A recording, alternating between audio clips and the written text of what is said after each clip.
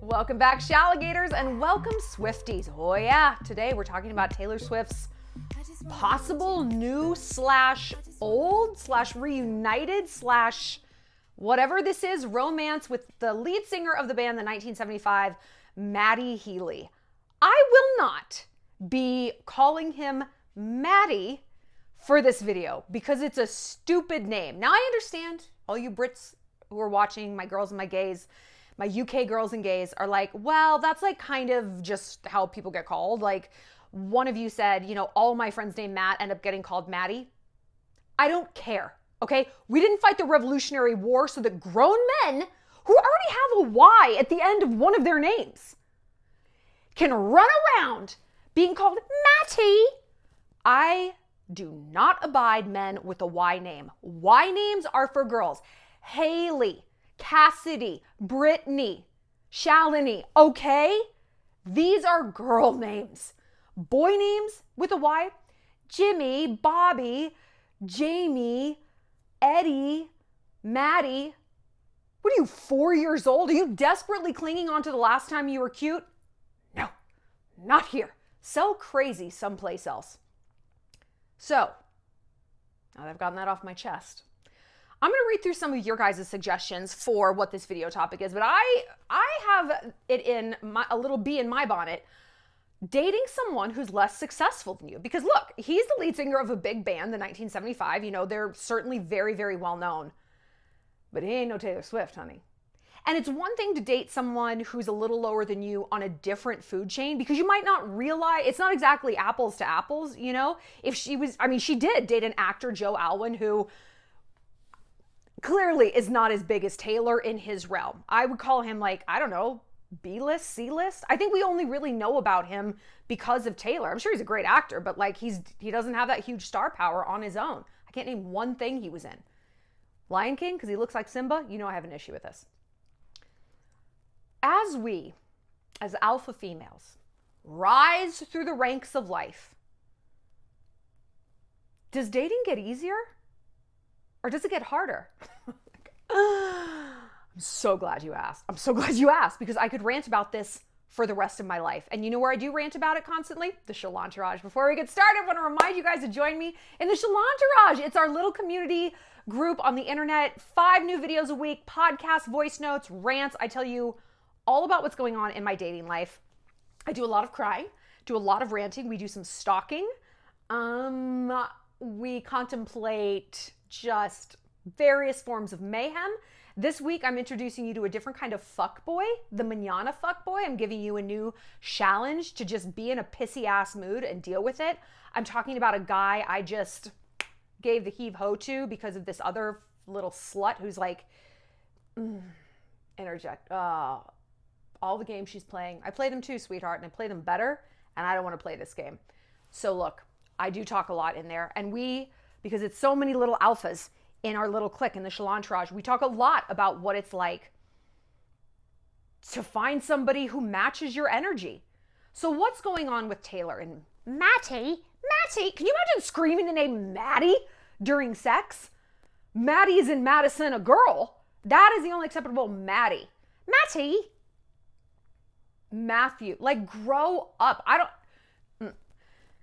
Let it go, Shallon. Let it go. Let it go. It doesn't matter. It doesn't matter.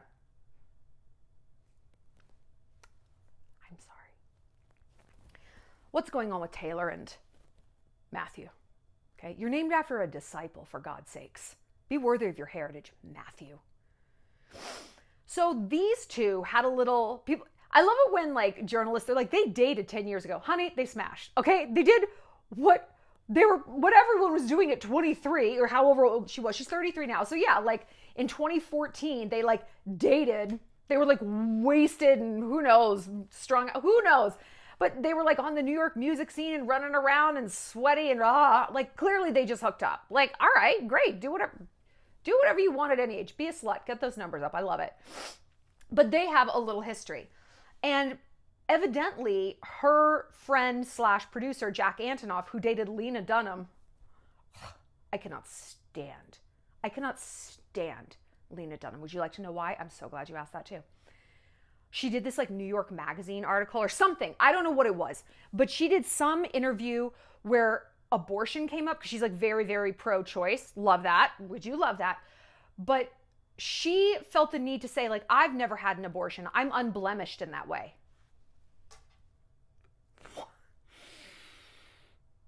Unblemished?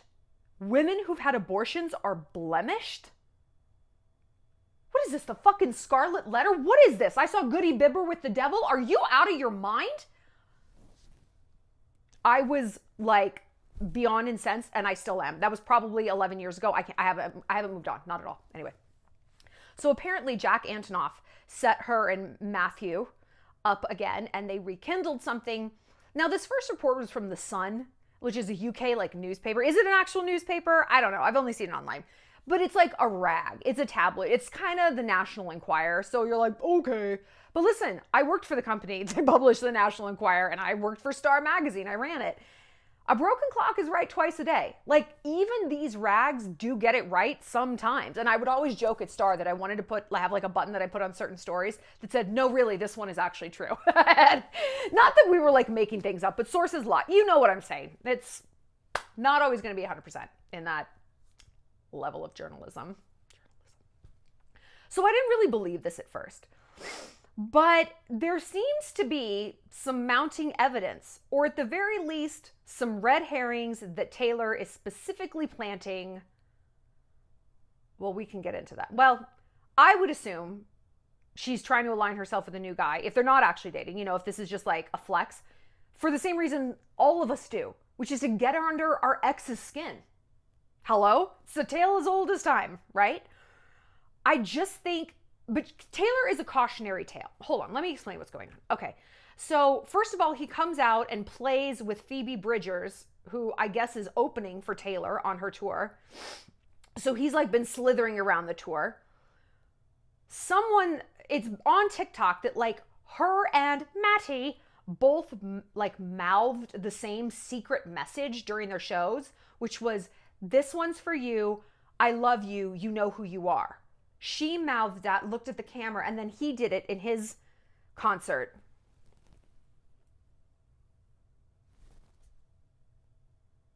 Taylor, are you okay?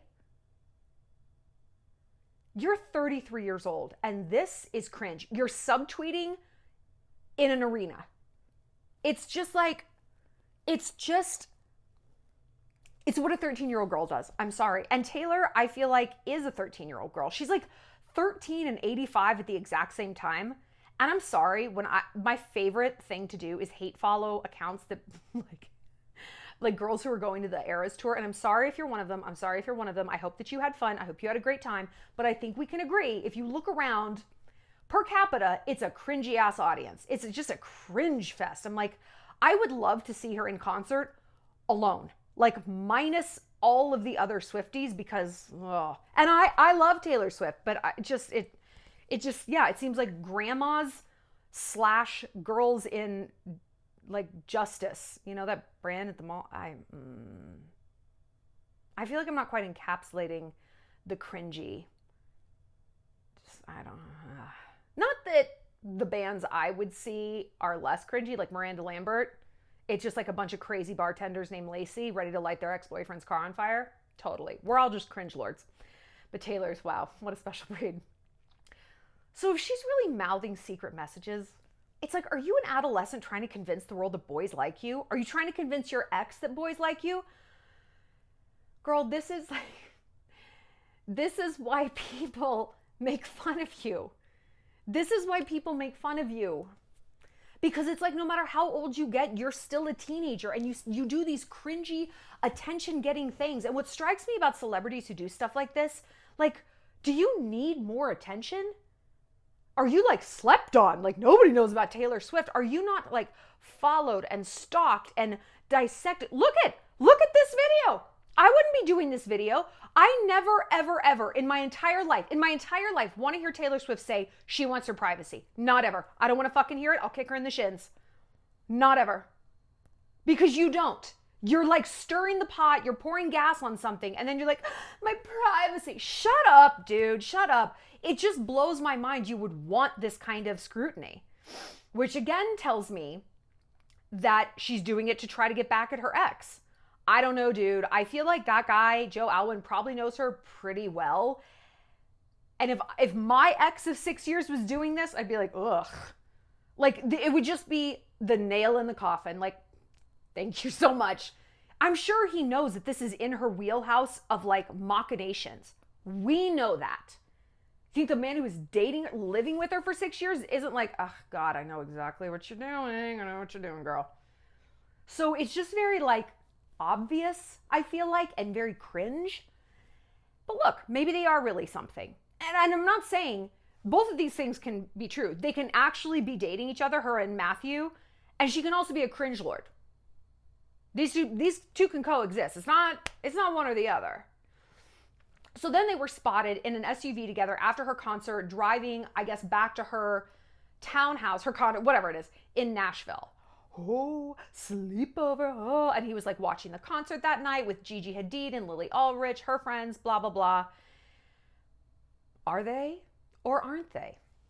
Let's see what some of you guys had to say about this.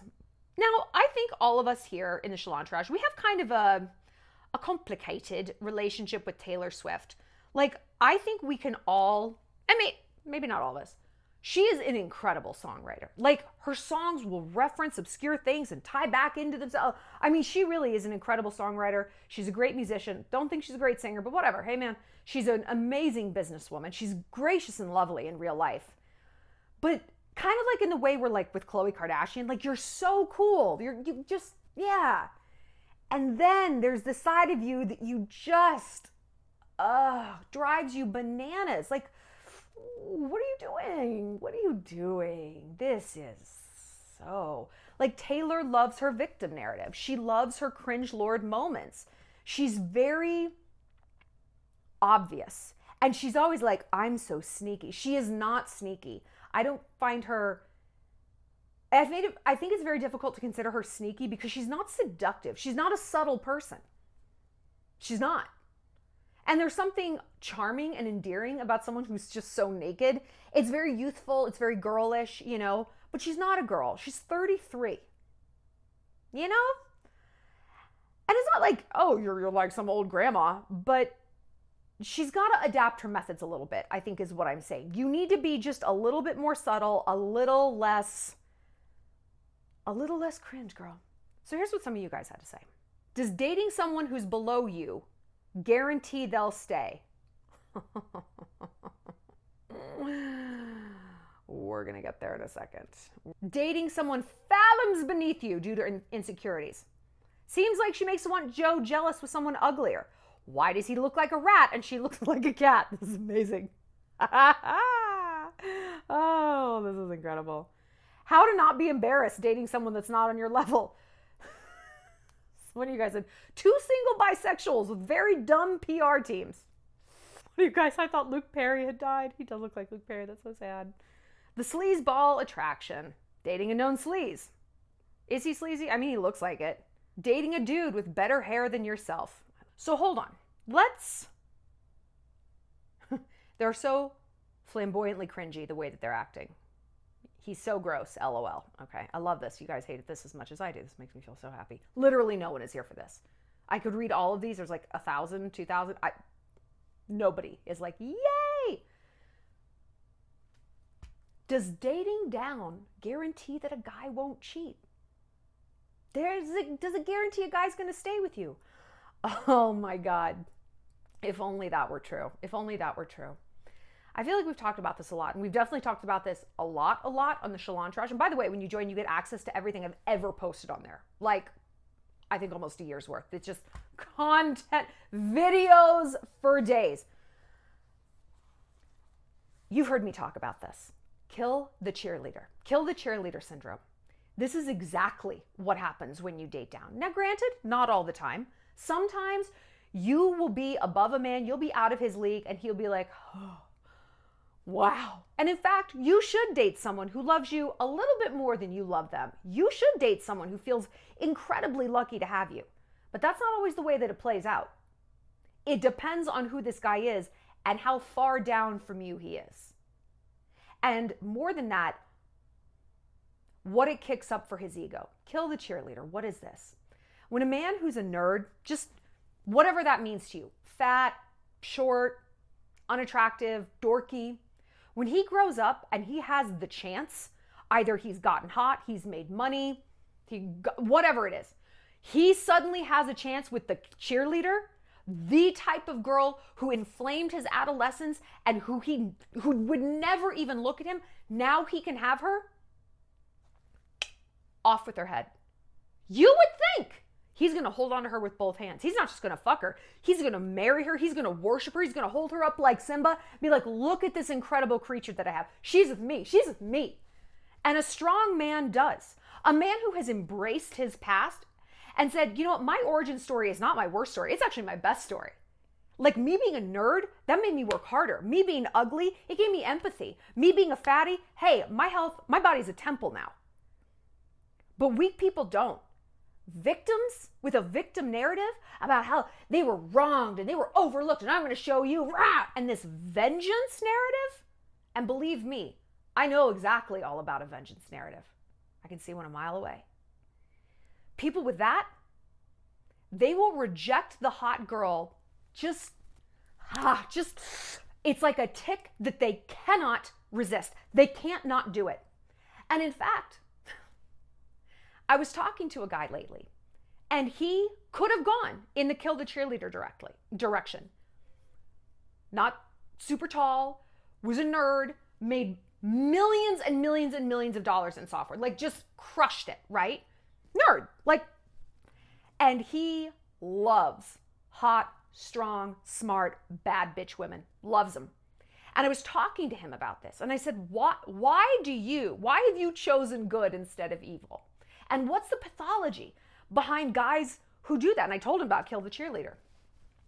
And I said, you know, it's just such a waste. Like, you have this beautiful girl and it's just such a waste. And he's like, but no, that's the point. The waste is the point. It's like these YouTube videos of rich kids of Dubai lighting their cigar with $200. You know, they shred a Birkin bag.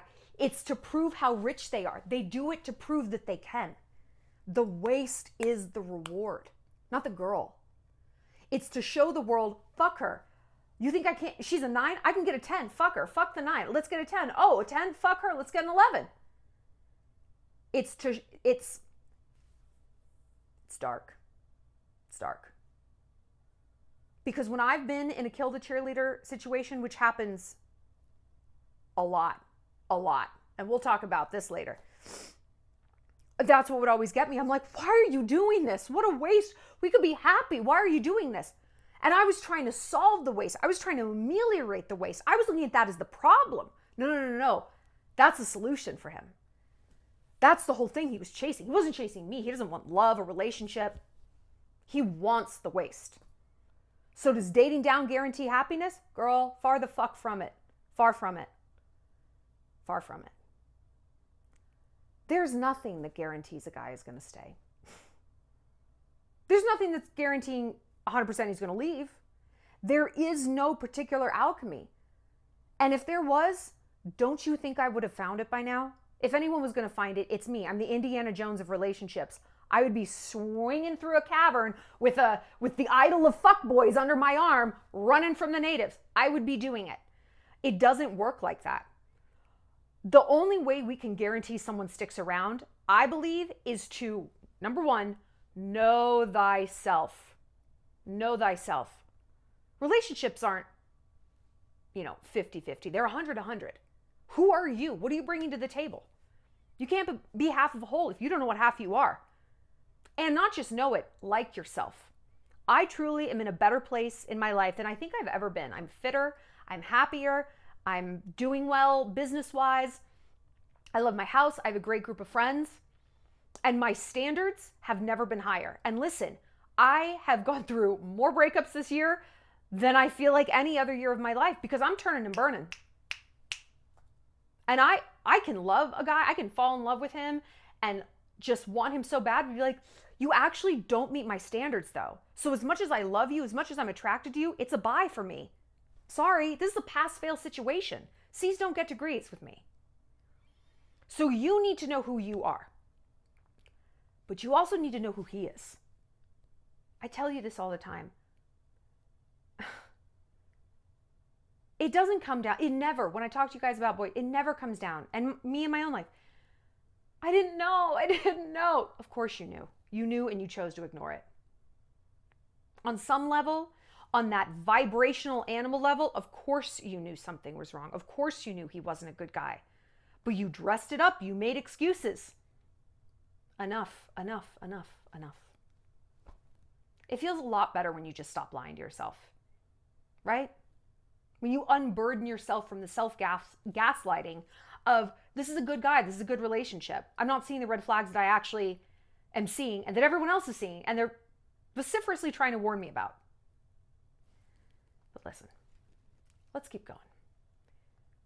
The number one thing you guys suggested: dating when you're a successful woman, the do's and don'ts.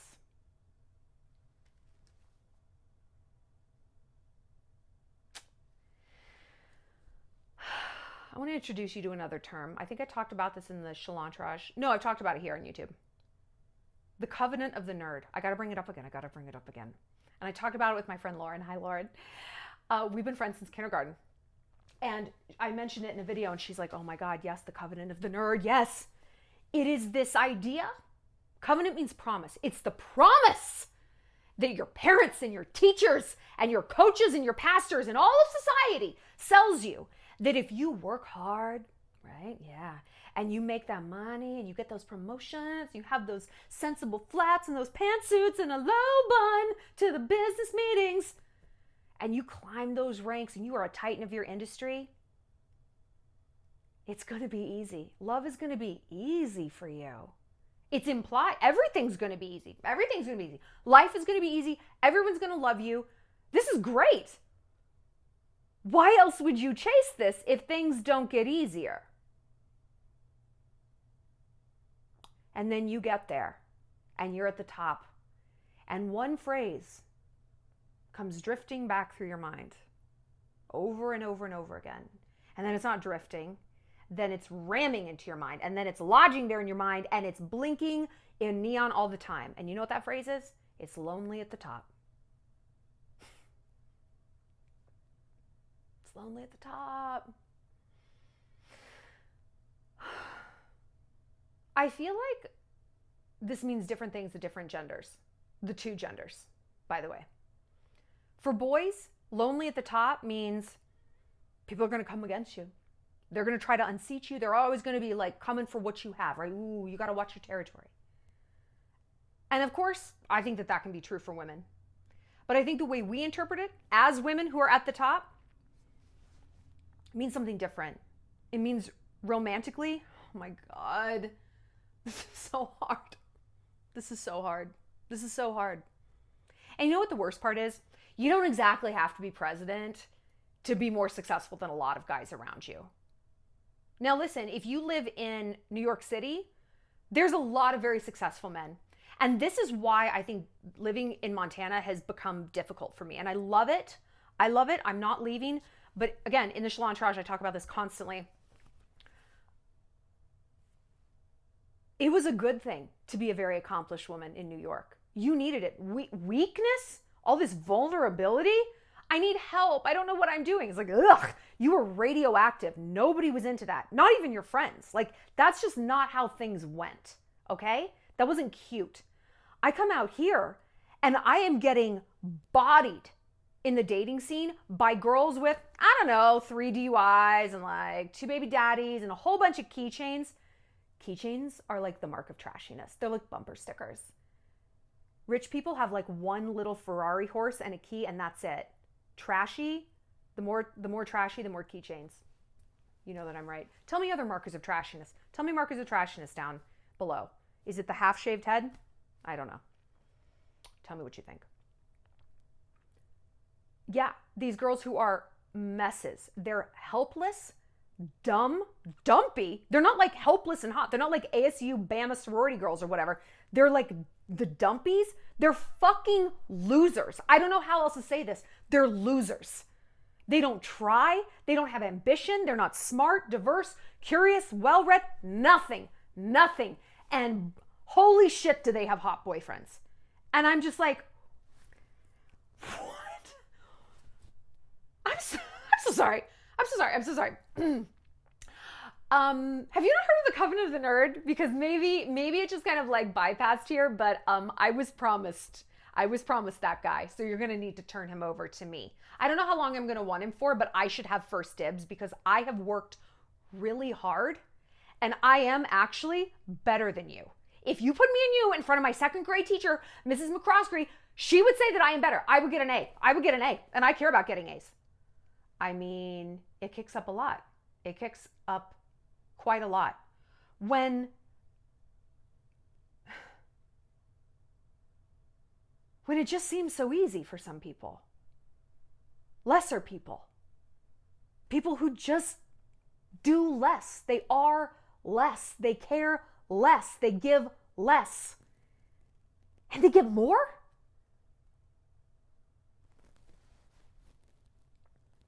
Do you guys feel me on this? And again, you don't need to be a Fortune 500 CEO to really feel this. You just might be that fish out of water because you want better for yourself. Because you're like, you know what? I grew up in this small town. I grew up with this very religious family or whatever. I want to spread my wings. I'm a peacock. You got to let me fly. I want to better myself. And people might be like, oh, podcasts. I see that with my friends out here. My adult friends. One of my friends said she wanted to start reading more and listening more podcasts and get smarter. And I watched this. I watched my other friends make fun of her. And I was like, hold on a minute. These are professional women. But I was like, whoa. It blew me away. Like, she's trying to be part of the Covenant of the Nerd. Don't you do that. But if that happens with my like fairly successful group of friends here, I can imagine what some of you guys deal with. And it's lonely. It's lonely at the top. So, sorry, what was the question? Dating as a successful woman, do's and don'ts? Dude, I'm right there. I'm with you. I am in the trenches of this like you would not believe. Do you know that sometimes I pretend I don't own my house? I've told you that when I was on Tinder, sometimes I said I worked at Starbucks, which, by the way, don't say because people have a lot of questions about Starbucks and I can't answer any of them. Not that there's anything wrong with working at Starbucks, but that's not where I work. That's some place that, like, I don't know, great people work, but it's not where I work. And it's me having to pretend I'm not proud of the things I'm proud of. I think the biggest... So, okay, hold on. Steve Harvey. Oh, we didn't do our book club. You guys, I'm so sorry. I totally forgot. We're going to do a book club. We have another Shell Literature book club. It's Steve Harvey's Act Like a Lady, Think Like a Man. This book, Bible. The way he breaks down men's thinking is so like brutally simple and illuminating. Men are hardwired to provide, protect, possess. Chief among them, provide. And that doesn't mean provide you with love. Nope, it means money. He's like, a man wants to feel like he can give his woman money to go shopping, that he can pay her electric bill. I'm like, really? Yes, he said, yes. And so a man will come and look at a successful woman and he will look at where you live and how you dress and how you carry yourself and what your car is. And he will turn it about himself because it's all about them. Won't someone think of the men? He will be unable to divorce himself from his own ego and say, wow, good for you, girl. You must be proud of yourself. He won't be able to do that. That's not how he's hardwired. It has nothing to do with you. He won't be able to do that. All he'll be able to do is say, I don't know what value I could provide to her. Because he's thinking in these ultra linear terms of money, like shelter, killing an intruder, claiming her as mine. And I'm like, the fuck do you mean you don't know what you can provide me? You can provide me with stability, love, sex, someone to listen to. And they're like, yeah. But I can't like provide for you. They're just super literal about what that means. They're super, take it as it is. I know. So we can't change that. That's just how dudes are hardwired, okay? And we can get real mad about it, which believe me, I do. Or we could just accept it. I can't control how my dog is hardwired. I've tried that as well. He just is who he is. His wiring is what he's a dog, you know? And I can't take it personally. And I can't assign intent to my dog's lack of being able to talk to me, lack of understanding that when I'm talking to this little rectangle, I'm working and I can't play tuggy with you, okay? He can't get it. I just have to work with the reality as I see it, you know? So how do we work with the reality of men who look at us and go, I don't know what value I can provide for you? Like I said, I'm in the trenches with you right now, and I'm really, really struggling with this. And if you have some answers, I would love to hear this in the comments. Because honestly, I almost think that maybe on dates you should address it head on. Be like, listen, I do make a good living. What I'm looking for in a partner isn't someone who pays my electric bill. I can do that. I want a man who is going to plan thoughtful dates. Thoughtful dates. I want to know what time he's picking me up. I want that truck to be clean. I want the reservations. I want the flowers.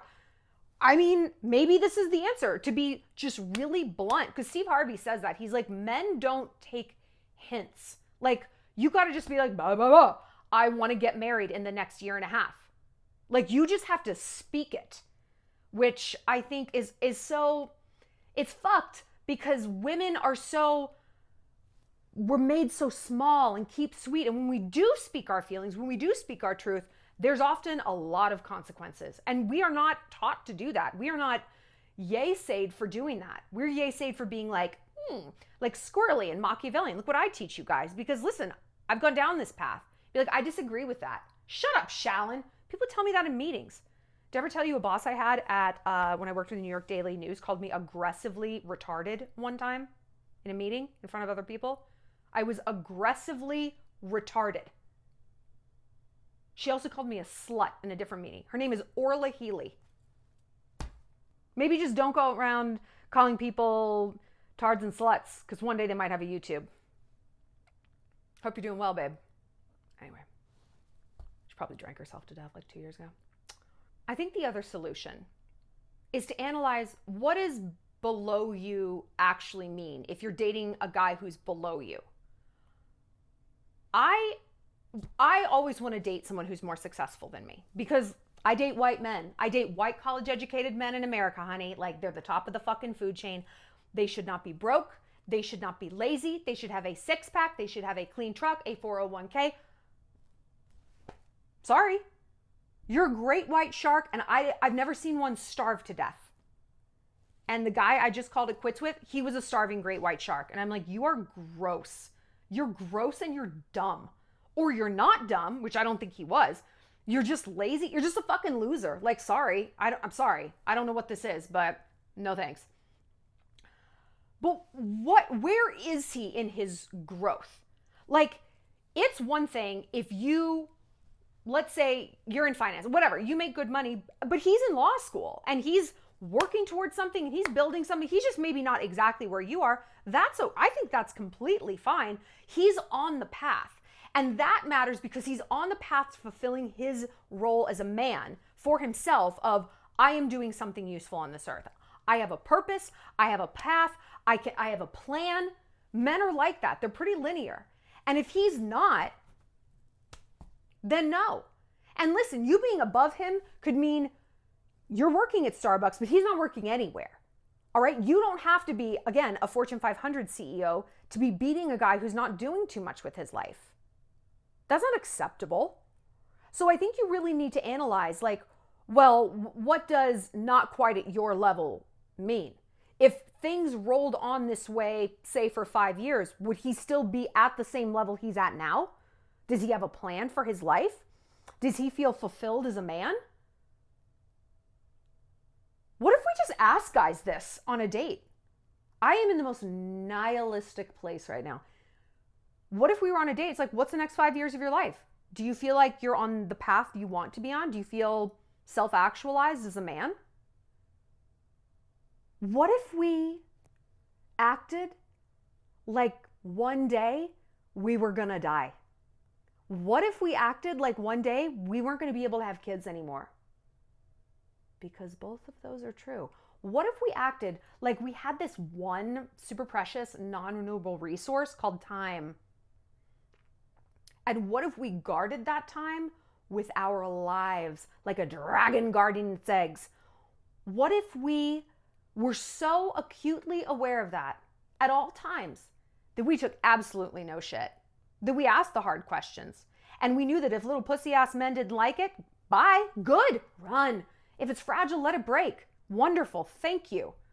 It's painful, but it was gonna be painful no matter what. And I'd rather be painful date number 1 than year number 4 when I finally got the memo. What I have learned as a successful woman dating is literally to read someone's body language. When I tell them what I do, I've just learned to completely detach myself from the situation and just really analyze. Like, did they sit back? Ooh, that's bad. Did they lean forward? That's good. Did they ask questions? Oh, nice. YouTuber, huh? So, yeah. Are they engaged at all with this conversation? Do they care? Because remember, on date number 1, what's date number 50 gonna look like? If he has no real interest in your life or your career, not like you should be leading with your resume, but if he's got no interest now, when he knows nothing about you and you are nothing but interesting, where's this gonna go? You know, let me talk for a minute about leading with your resume. This is the number 1 mistake I see successful women make, by far. I know because I used to make it myself. I would lead with my resume. I would sit down on a date and it might as well have been a job interview. Did I meet you on LinkedIn or did I meet you on Bumble? Who knows? It all goes pretty much the same way. Because what it was insecurity. I didn't feel like I could lead with the sweetness. I wasn't confident enough. I think partly because of the covenant of the nerd, because that was not what we were taught. And I know that probably sounds crazy because so many women are taught not to be nerdy, not to be aggressive and, you know, ambitious and go for your dreams. You're taught to be super, super sweet and you're conditioned to be a wife. I was conditioned to be a corporate CEO. Like that's my breed. I'm a working breed. And so it's very, very hard for people like me. And it's funny, all the girls I know who went to my elementary school, my middle school, like it was this one long school system, we're all kind of like this. And dating has been very tough for us because we're just these like little sharks. And we just don't really know how to be sweet. It's been a very difficult downshift. Even the fact that I call it a downshift is telling. Not a shift, a downshift. It's a downgrade to be sweet. Well, the sweet girls are coupled up and they have someone to rub their shoulders at night and tell them they're pretty. And I have my bank account. Okay? So, who's really... But look, there's room for both. So when you lead with your resume on a date, first of all, you're leading with a penis. You're leading with a dick. You're leading with nothing but masculine energy. You're speaking his language. Providership, possession, protection, blah, blah, blah, blah, blah. Unless you're on a date with a gay guy, that's not what he's looking for. He's not looking for a mirror image of himself. He's looking for a complementary angle. Okay? So when you lead like that and you come at him from like a dude place, you're setting up a very, very adversarial and competitive dynamic. And I did this for a decade in New York, for a decade. And then I could not understand why my boyfriends would turn on me and not be happy when I got a promotion, would kind of sneer at me when I had a bad day at work, would make me split the check. Well, because I'd set up this dude on dude dynamic. That's why. I poked at their ego and I didn't mean to do it, but I had. And so their ego was always inflamed. And so they were always really punchy and always trying to prove themselves as a man, but not in the way a man wants to be proving himself to a woman. In a way, he's trying to prove himself to another man. And it's so sad because I was coming from a place of such insecurity that I just wanted someone to be like, I'm so proud of you. You've done so much. Daddy issues. Like, that's where I was coming from. And of course a guy couldn't see that. Like, imagine if a man showed up on a date in makeup. I'd be like, what is this? What is this? What is this? I wouldn't be like, oh, like, he's just trying to be like me and like get respect the way I would respect someone. He's trying to talk to me in my own language. Would you think that? No, you'd be like, I'm so sorry. Only one of us here is supposed to show up in makeup. And it's not you, Jackson. It is not you. You'd be creeped the fuck out. You'd be like, I don't know how to connect to this thing. I don't know what this is. This is a man, but he's not acting like a man. So I don't know what to do with this. Do I love it? Do I compete with it? You want to talk about contour? You want to walk around in heels? Fine, let's do this. Like, it would just be the most confusing dynamic in the world. And that sounds silly. Well, it's 2023. I'm sure this is happening all the time. But when you put it like that, it's like, oh, that's what it's like when we show up with our dick out to a guy on a date. Now listen, hold on. I know, because I know what you're thinking. Hold on. You're thinking, oh, so I'm just supposed to pretend I don't have a career and be like, oh my God, do you know how to use a chainsaw? No, because that's what I thought. That was always my defense. Sorry, I'm proud of myself. Sorry that my job is 80% of my identity. And I was in New York at the time. I'm like, this is what New Yorkers are supposed to do. Covenant of the nerd. This is what I was taught, okay? Like, I'm just supposed to act. I have to dim myself down to assuage a man's ego so that I can earn some love? Seriously? You could make that argument. I know that it looks like that. I know. And that was my comeback literally for a decade. And you know where that got me? Brokenhearted, ghosted, confused, dementia brokenhearted.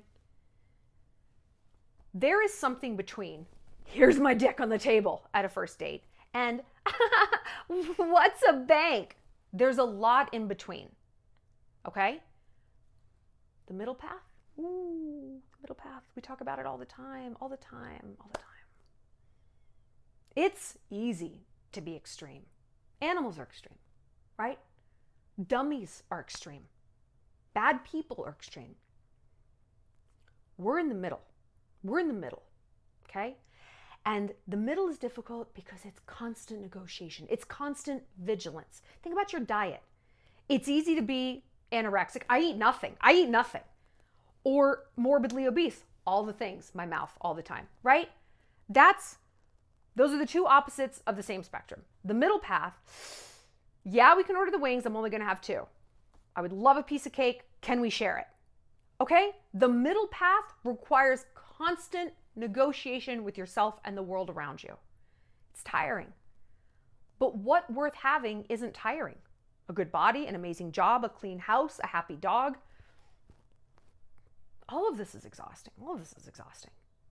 So the middle path, here's what it looks like. When you talk about your career, I want you to use adjectives instead of nouns and verbs, okay? What I mean by this. So I've tried to do this. So when people are like, oh, you're a YouTuber. Here's what the old me would have said. I have 350,000 subs. I have over almost 100 million views on YouTube, and I have like 4 times the average YouTube watch time, which means, I'll make as much as someone with 4 times my traffic. And I get all of these brand deals, and I have brands pay for me to go to here. That's a lot of nouns and a lot of verbs, and that translates to a lot of dick, okay? I want you to equate that with dicks. Just wieners every which way, okay? Because that is fact, challenge. Those are bars that you are being set. Those are marks on the wall that he's got to meet, okay? Here's a different way to convey the same thing. Because what that speech, what that resume is trying to convey is, I am good at what I do. And I want respect, I want admiration, and I want to be loved for what I do. I want you to see how important that is to me. Right? That's what we're getting at. Here's a better way to say that. Yeah, I'm a YouTuber. I give advice to young women, and it's honestly so fulfilling. It's so cool to be able to connect with girls all over the world and make this amazing community and just like get to know them. And then we get to meet, you know, like we go on trips and stuff, and I get to like make friends with them in real life, and it's fun, you know, like who doesn't want to dress up in like fun clothes and take pictures and get to learn stuff? Do you see the difference there? For one, look at my body language in that one. I was smiling. I was like giggling. My posture was open. The other one's like, this is my status. These are my traffic. If you muted me out, you wouldn't know what I was talking about, but I seemed aggressive. And we're animals, and 98% of communication is nonverbal. So he's going to tune out all those stats you were firing at him, and he's going to see that body language, and that's an animal challenging him. We can boil it down as simply as that. You can mute what I was saying the second time, and it's la la la la la. It's loving, it's warm, it's open, it's charming. And when you talk about adjectives, here's how it makes me feel. I'm talking about bonding, connecting, friendships, social integration. And yeah, I'm peppering in there. We travel, pretty clothes, around the world. Oh, the message is getting through. The message is getting through. But it's also getting through the warmth. The warmth is coming through as well. Because that is how you feel about something, right? This isn't a lie. I mean, the second way I said it was not untrue at all.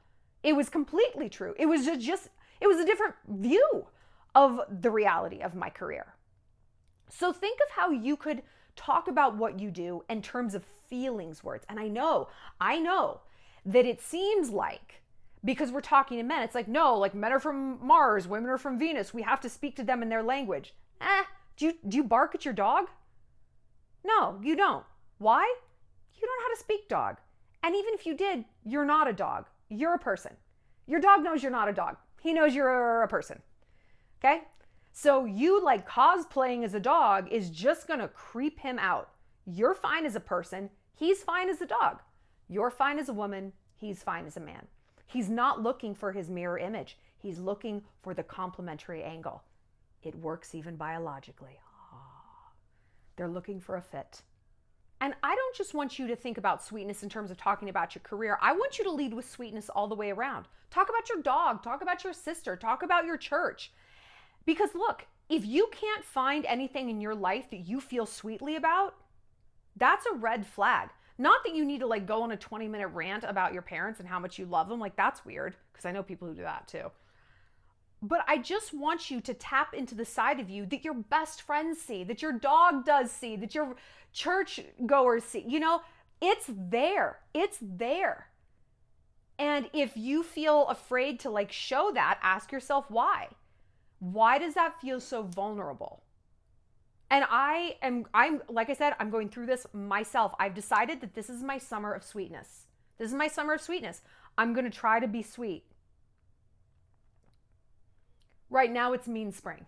It's still mean spring, so I still get to be mean. But I'm going to try to be sweet.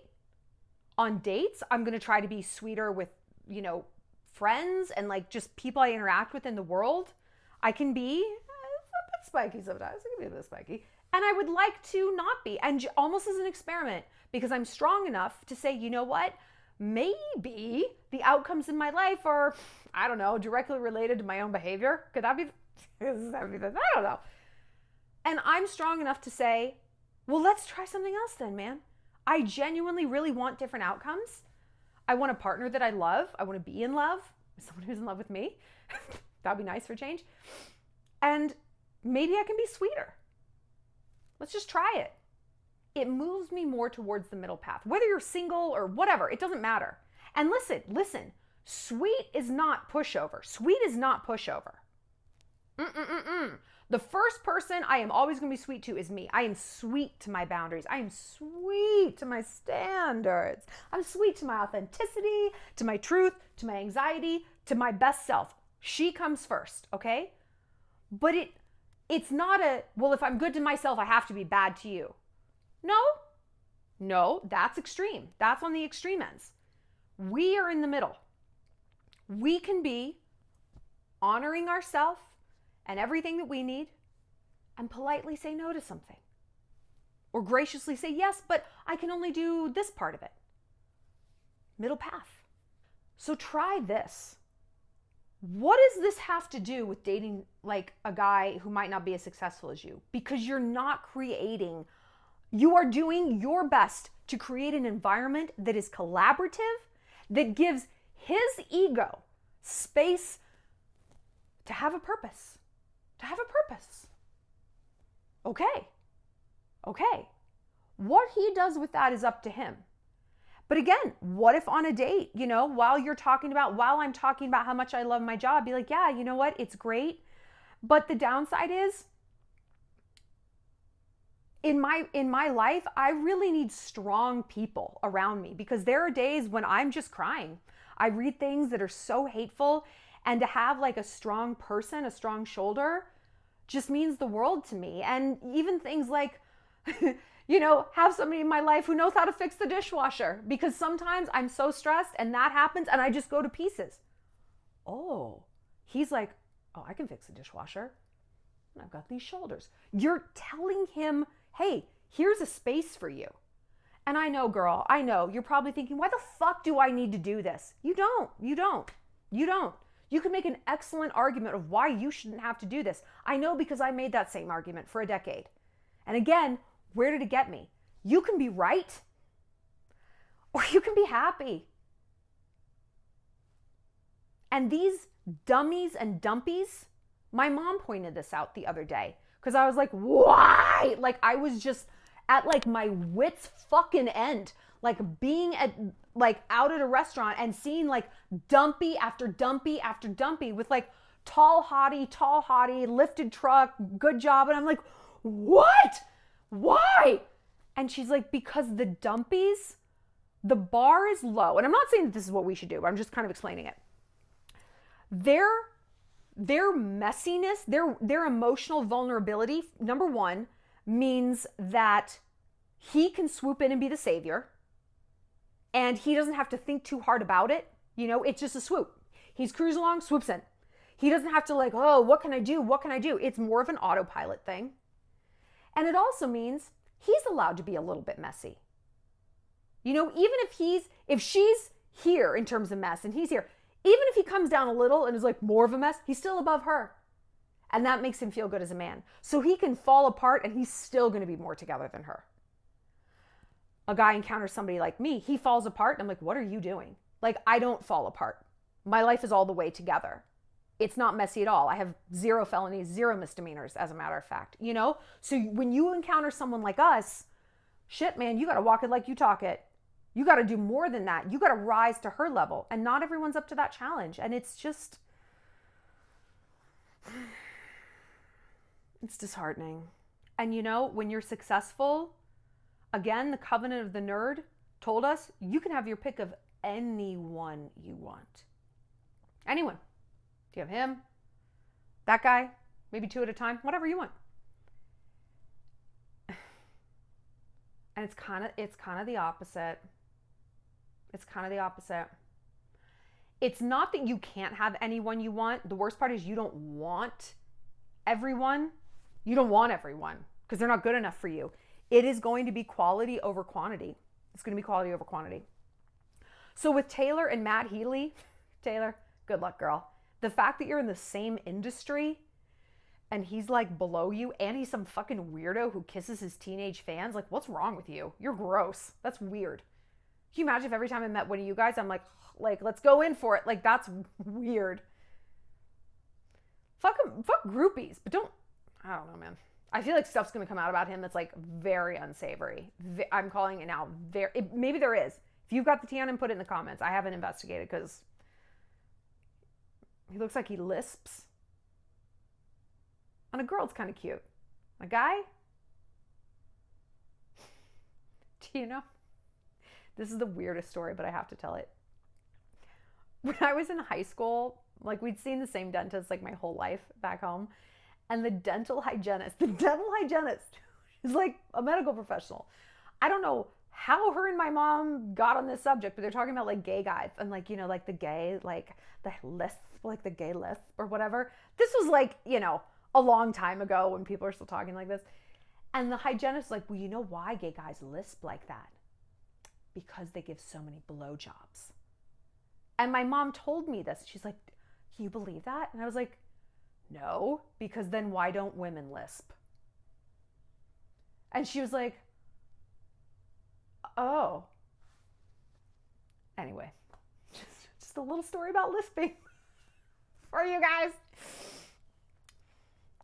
I don't think Taylor, I think this is kind of doomed.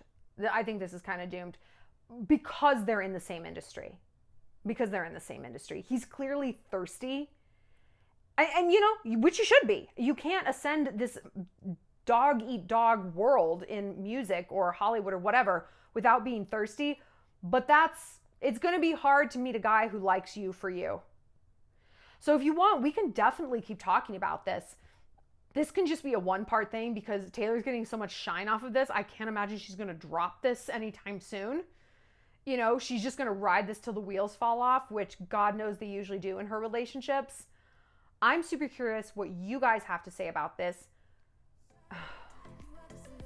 Have you dated someone less successful than you? How did that go?